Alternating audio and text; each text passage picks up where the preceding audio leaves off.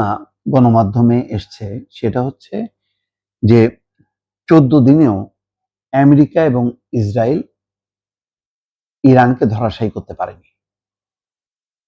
কিভাবে সম্ভব? এই সাফল্যের ইরানের যে সাফল্য তার নেপথ্যে কে আছে? যার নামটা সামনে এসছে তিনি হচ্ছেন মোহাম্মদ জাফারি, একজন মেজর জেনারেল। তার সামরিক মস্তিষ্ক এই সফলতার পেছনে মূল ভূমিকা রেখেছে। বলা হচ্ছে যে যেখানে 26 দিনে 2003 সালে ইরাকে মার্কিন অভিযানে, এবং সেখানে শুধু মার্কিন যুক্তরাষ্ট্র যে অভিযান করেছিল, সামরিক অভিযান, 26 দিনের এই অভিযানে বলা যায় যে সাদ্দাম বাহিনী ধ্বংস হয়েছিল। খুঁজে খুঁজে ইরাকের তৎকালীন উচ্চ পদস্থ কর্মকর্তাদেরকে একদম নিঃশেষ করা হয়েছে, কিন্তু ইরানে এখনো পর্যন্ত সেই সাফল্য পায়নি আমেরিকা। ইরানের সর্বোচ্চ ধর্মীয় নেতা আয়াতুল্লাহ আলী খামেনি সহ সেই দেশের বিভিন্ন উচ্চ পদস্থ কর্মকর্তার মৃত্যুর পরও ইরানের শাসন ভেঙে পড়েনি।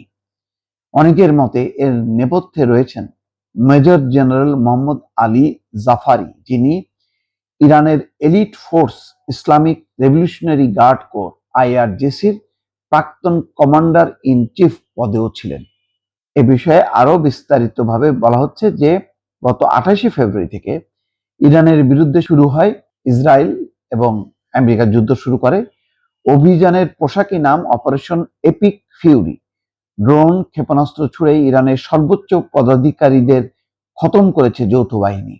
আয়াতুল্লাহ আলী খামেনি ছাড়াও IRGCর সর্বাধিনায়ক মেজর জেনারেল মোহাম্মদ পাকপুর, প্রতিরক্ষামন্ত্রী ব্রিগেডিয়ার জেনারেল আজিজ নাসির জাদে, সশস্ত্র বাহিনীর প্রধান লেফটেন্যান্ট জেনারেল সাইদ আব্দুর রহিম মুসাবি সহ বেশ কয়েকজনের মৃত্যু হয় এই কয়েকদিনে।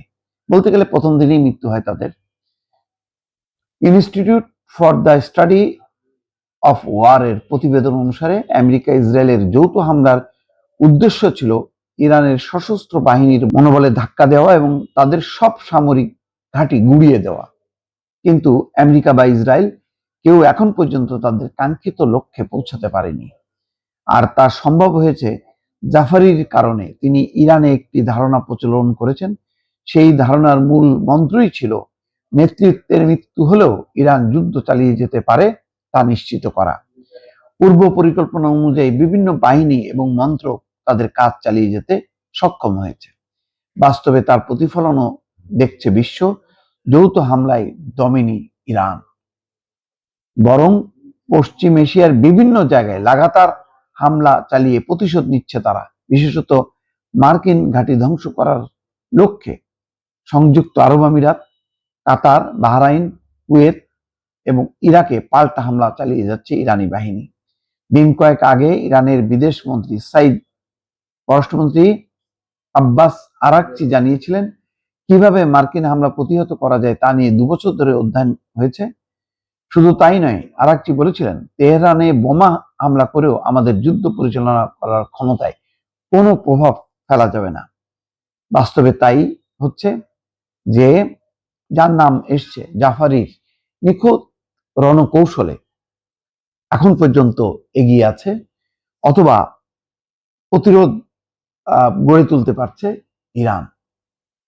ফলে দিন যত যাচ্ছে আমেরিকা এবং ইসরায়েলের কর্তাদের মুখ যে শুকিয়ে যাচ্ছে সেটা মোটামুটি পরিষ্কার, দর্শক।